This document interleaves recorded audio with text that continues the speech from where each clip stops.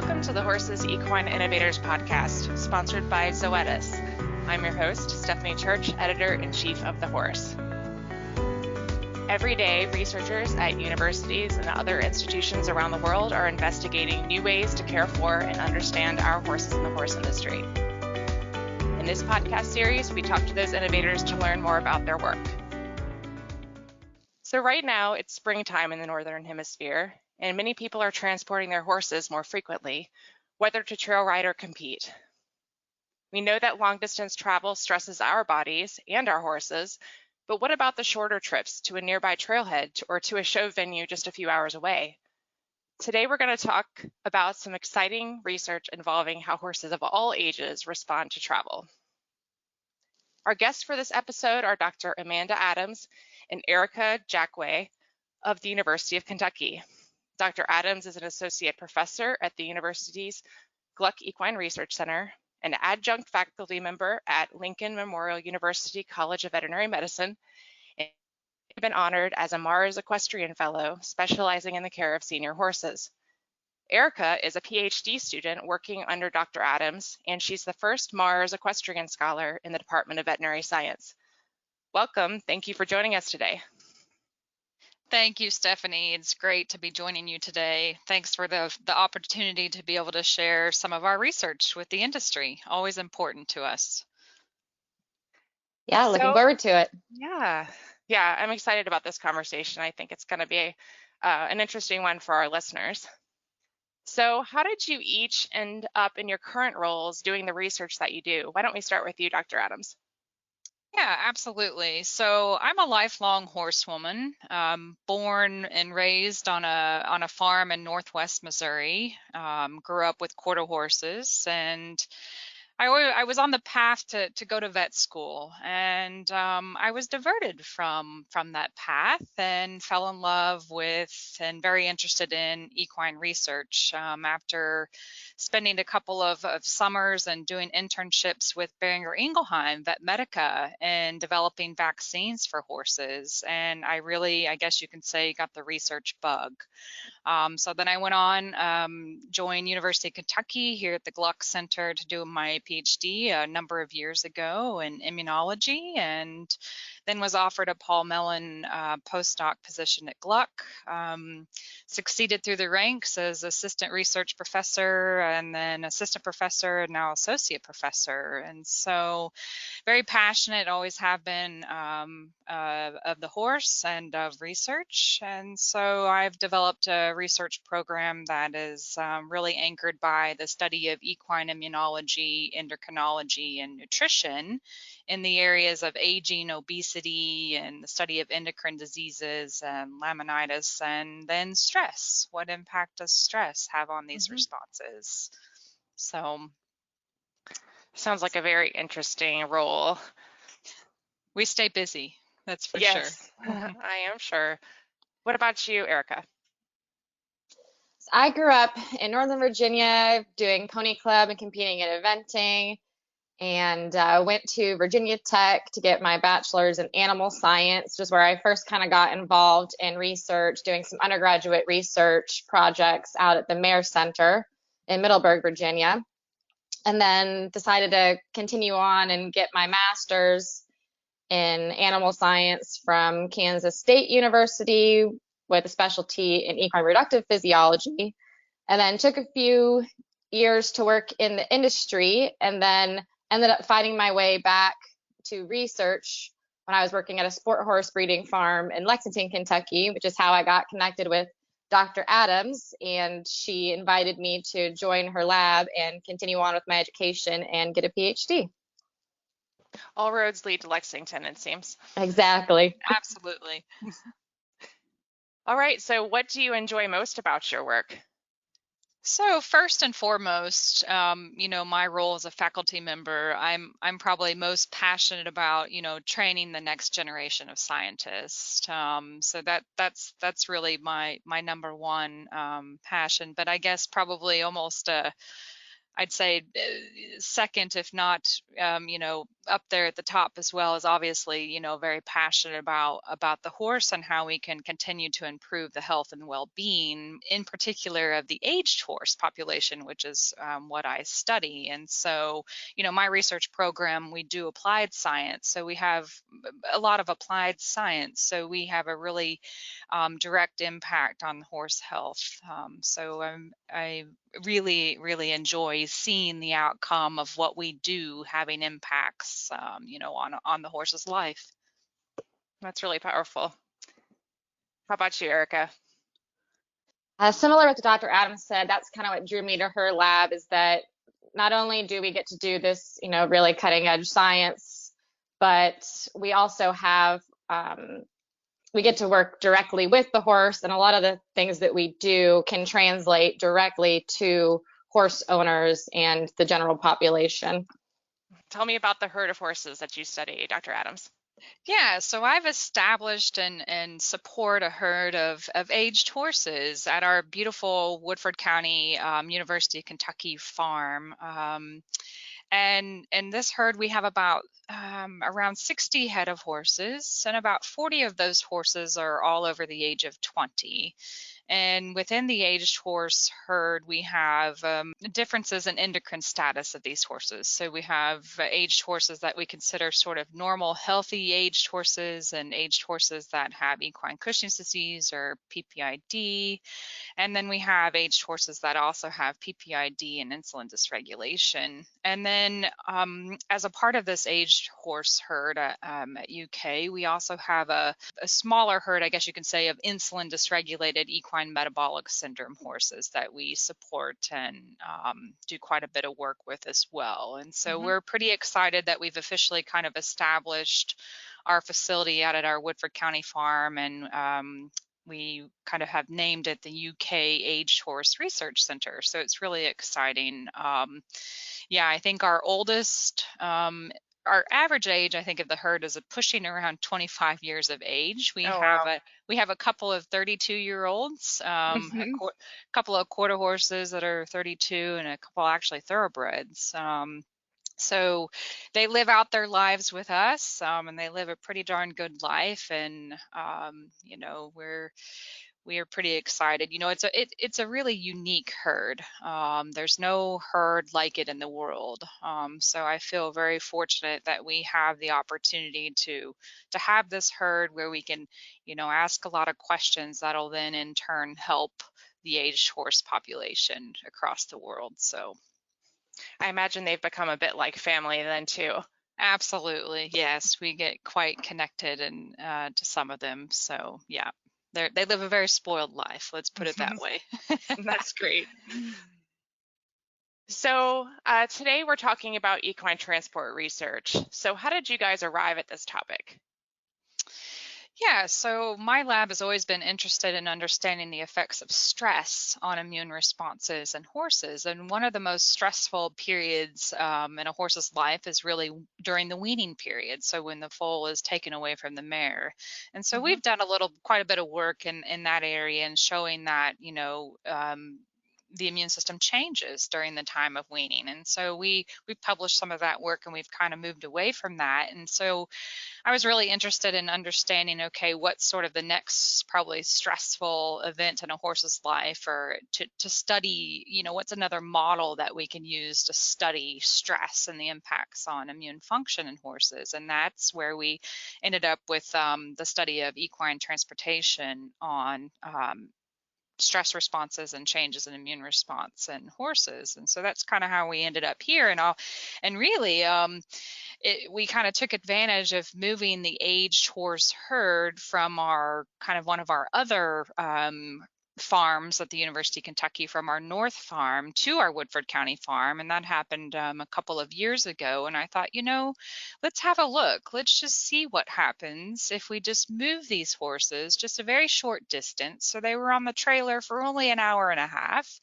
And we collected samples, prior to them getting on the trailer and then after them getting off the trailer. And we were pretty surprised to see that we did see pretty significant changes in stress responses and measuring stress hormones, so like cortisol after trailering, and it happened quite quickly. So within 15 minutes, of the horses getting off the trailer, we saw a significant increase in these cortisol stress hormone levels, and then we saw changes in immune function.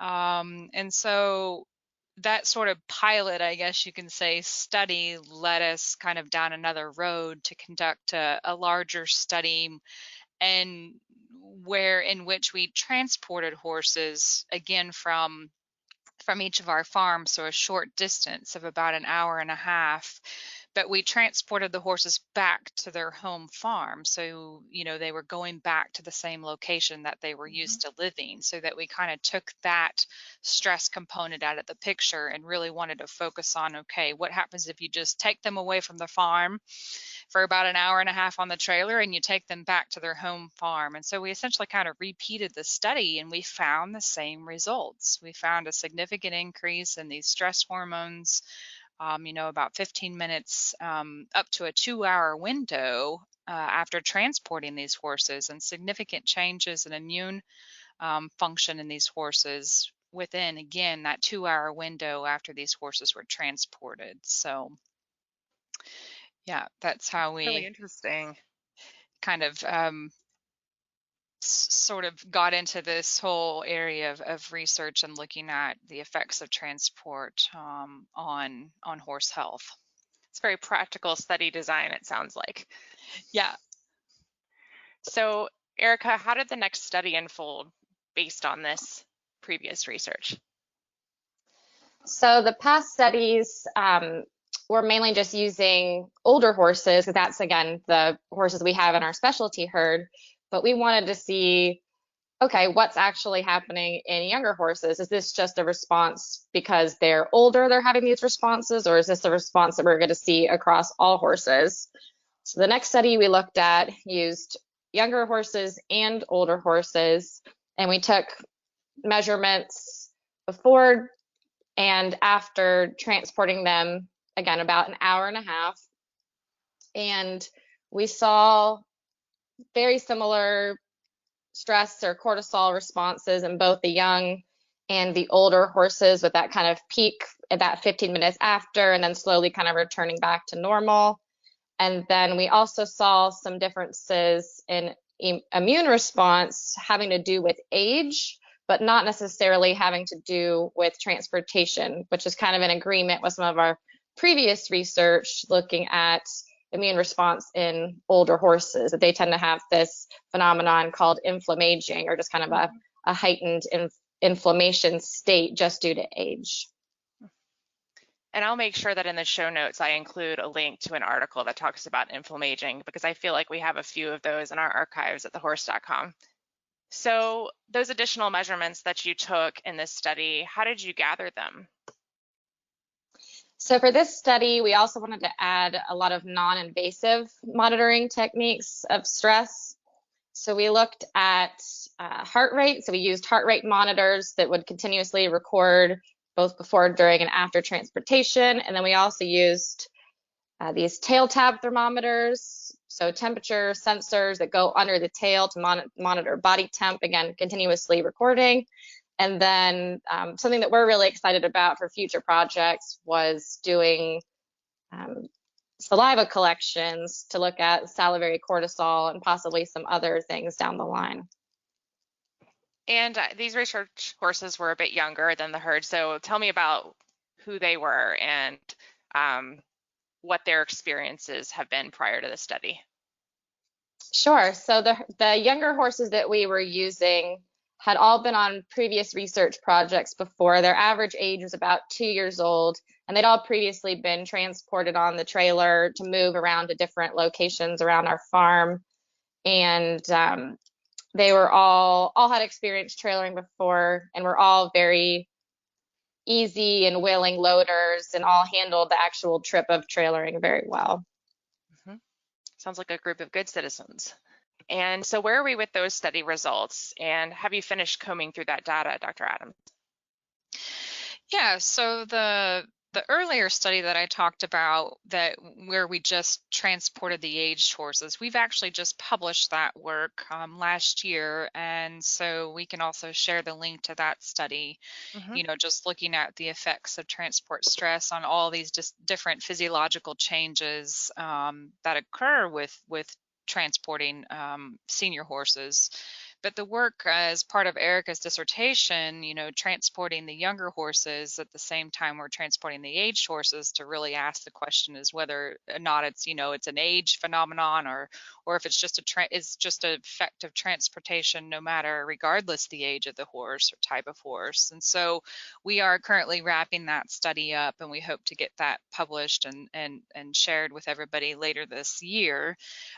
So we've shown, we've wrapped up sort of the stress hormone measurements, and again shown changes in these stress hormones post transportation, and we've wrapped up quite a bit of the looking at the changes in immune function, but we're looking at now what happens in whole blood samples at the gene expression level. So we're kind of wrapping up some of that molecular, I guess, biology work, and looking at cytokine gene expression in whole blood as well at the cellular level. So that'll kind of give us a better idea of also what's going on with changes in immune responses in these horses. It's a real kind of more sensitive way to pick up changes in immune function. So yeah, we're combing through all the data, a lot of numbers, but we're hoping to get all that wrapped up and shared with everybody. And then I think we've got to finish up the saliva assays to see if we can pick up some of these changes in saliva, which is really the results that we've seen so far coming off have been quite exciting, that really we see some of these changes in saliva, mirroring or mimicking what we see in parallel to changes in blood, which is really interesting. Yeah, that is interesting. I look forward to hearing the final results of this study. Yeah, so stay tuned. Will do. So I understand that you surveyed a lot of horse owners about the topic of transporting horses as well. I think we spread that survey on thehorse.com actually. What were you seeking to find out with this study, and why? Yes, thank you so much too for sharing that survey. I'll let Erica kind of share the details again, since this is part of her dissertation work, but we really just wanted to reach out and learn more about, why are people transporting horses? How, what are the management practices around transporting horses? And we asked quite a few questions around those topics just to gain a better understanding of what happens in the real world, in terms of transporting horses. And when we do surveys, we really are, putting these surveys out for us not only to learn more information, but sometimes that opens up doors and new questions for us when we're actually conducting research. So sometimes it guides us for our next steps and what we do here on the research side of things. Because again, what we do, we want it to be very applicable to real world. And so we want to be sure we're going down, I guess, the right rabbit hole and asking the right questions for the next step. So we're really excited about this. We just closed the survey, and I'll let Erica maybe share a little bit of highlights from the survey and how many responses we got back, which was great. Yes, Erica, tell us about it. Yeah, so we had the survey open for a little over a month, and we got almost 1,300 responses, and we had at least one person respond from every state in the continental U.S., which is really exciting to have that diverse of a spread of participation. And so we asked kind of just general basic demographic information about the people taking the survey, and then in their experience in the horse industry and with horses. And then we asked them kind of what are their most common types of journeys, how long are they, why are they transporting their horses. And then we asked them about a specific horse that was trailered in the past year for less than 3 hours, and to kind of just take us through the steps of their management processes before, during, and after trailering. And then finally, we had just a couple questions just asking kind of personal opinion about different trailering strategies. So tell me about what you are seeing in the results so far. Yeah, so these are just kind of preliminary results. We haven't done a lot of statistical analysis on all of the data yet, because as you can imagine, from 1,300 responses, it's a lot of information. But some of the big takeaways so far have been that the most common reason for people transporting their horse was for leisure recreational trail riding. And the most common length of trip was about an hour to 3 hours, followed by trips of less than an hour. And then something really interesting for our purposes, because of our specialty herd, was that the people that selected their horse that has traveled most often in the last year, was that over a third of those horses were over the age of 15 years old. Well, I think I'm in that category. My horse is 16, and I'm typically traveling with him for an hour and a half or less. Most of our trips are maybe 20 minutes to 30 minutes. We're so lucky we have so many places to ride around Lexington. The furthest I typically take him is to the Shaker Village for trail riding, and that's about an hour and 15. But yes, he's 16, so I guess I must have filled out that survey. He's probably among them. You're one Exactly. of our statistics. Thank you. So what's next with this research, or your research in general on this herd? Yeah, so with the transportation research, we've focused on the effects of transportation stress on younger horses, and then just sort of our normal healthy aged horses. But in this last study that we conducted with Erica's work, we actually had one of our old horses who snuck into this study, I guess, who was actually PPID and insulin dysregulated.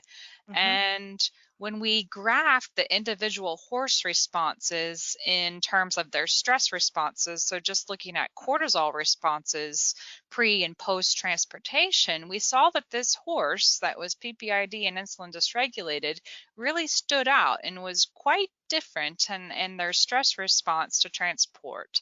So we thought, wow, this could just be an outlier. This could actually be, an effect or could be impacted essentially by endocrine disorders.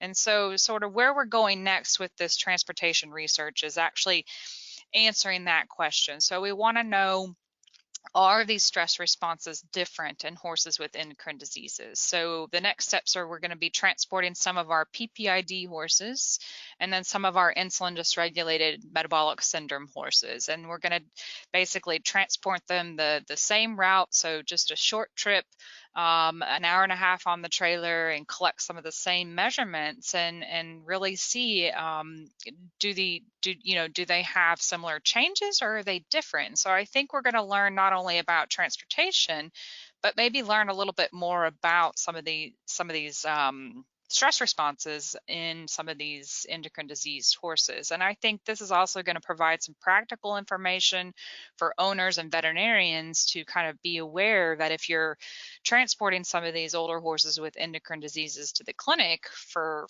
instance, for looking at endocrine status, etc., that you might need to wait a period of time before you do some of that endocrine testing on some of those horses, because it could be influenced and probably will be influenced by transportation. So that's kind of where we're headed with the next steps with some of this transport research. And then Erica, we've also got a couple of other questions in terms of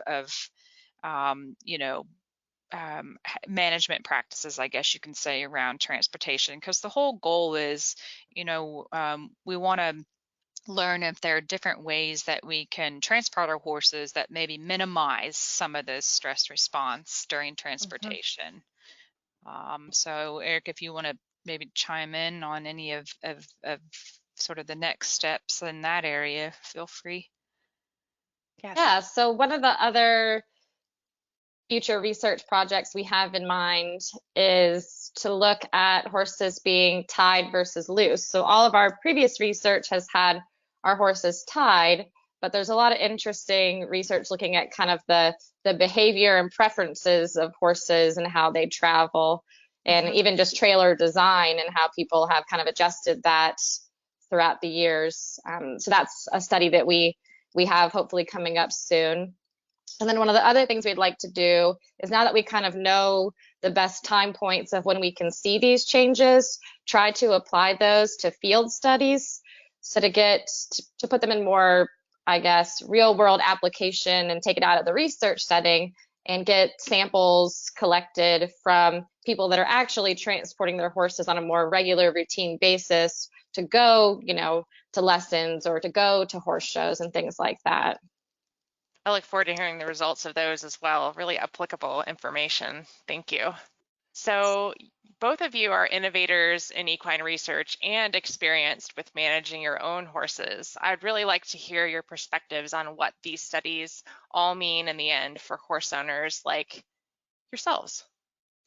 Sure. Yeah. So I guess I'm part of my own statistics. So I have my own little geriatric herd, I guess you can say, in my backyard. I have a 34-year-old quarter horse who I've had for 30 years. And so we're not transporting anymore, really, that guy. And then I also have a little pony, that's metabolic syndrome. So I'm at the stage with these guys that we don't do a lot of transporting, but what I would like to, I guess, kind of put out there sort of as a take-home message for the work that we've done thus far is, with all the studies that we've done and showing that just in general, the immune system changes as horses age.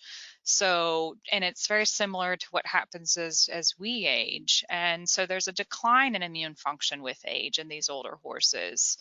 And so I think it's just really important to be aware that these changes happen. But then if you put an older horse on a trailer, you're going to see an even, I guess you can say, even a bigger impact, I guess you can say, on immune responses post-transportation. So you're already starting out with an older horse that more than likely has some changes going on in their immune system, with age, and then you put them on a trailer, and you're gonna,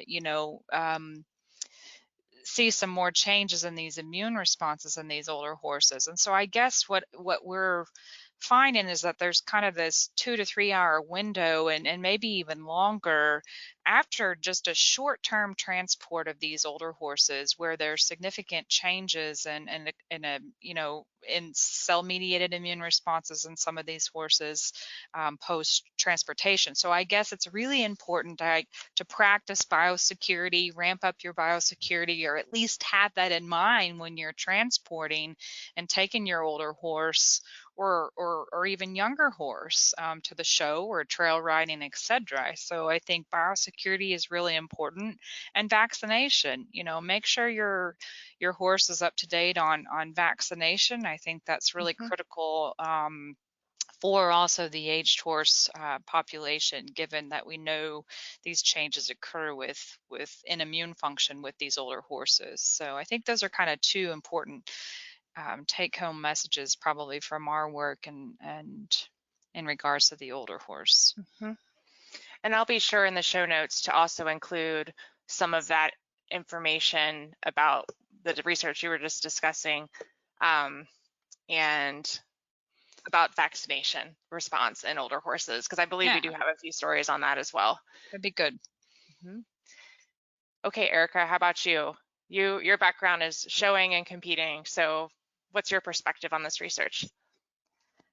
Yeah, definitely. So, I think we all know that even just taking, younger horses, especially, which is what I have background in training, to new places can already in itself be daunting. But now we kind of have the research to show that even just the trailering itself causes these, stress and immune responses and changes that last probably a lot longer than we think they do. And just to take those into account when you are trailering your horse, even if it's just to go somewhere to go schooling, that they are having this response from, short trailer rides. Because I think we generally think about, all of these stress and potential immune changes happening in our longer journeys, but we're actually showing that it can happen in the shorter journeys, which are more common anyway.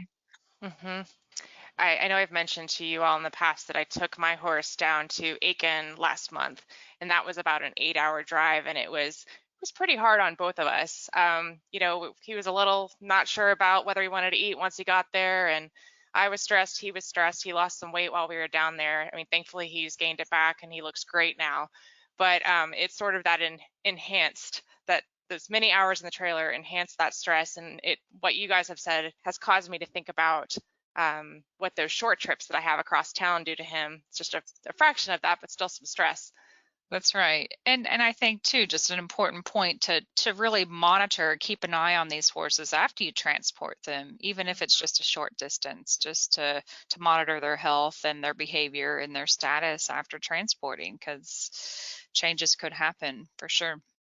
Big picture, transportation isn't necessarily, we're saying, a bad thing, but just to be aware that these changes are occurring that could potentially set your horse up for being maybe a little bit more at risk for physiological changes and the outcomes of those. So just to keep an eye on them and be aware and stay tuned for our work being published and shared. And again, part of this work, we really want to understand if there are different management practices or different ways we can be transporting our horses to help minimize some of the stress effects of transporting horses. Mm-hmm. Well, thank you so much for visiting with me today and with our listeners. And I appreciate you sharing your time and your expertise. Thank you, Stephanie, for having us. It's, again, always a pleasure to be able to talk to you and share what we're doing and sort of share with the rest of the world what we're doing. And we love to hear feedback and stories as well. So thanks again. So I think we're all really happy just to be able to share some of the things that we're doing in research and in the lab that actually applies to the horse and the horse owner. I also want to thank our sponsor, Zoetis. For more from the horse, visit thehorse.com, sign up for our newsletters, or look for Ask the Horse Live wherever you listen to your favorite podcast. If you like this podcast, please do all the things you would do to support it. Rate, subscribe, review, and share it with your friends. Please join us next time as we talk with the horse industry equine innovators.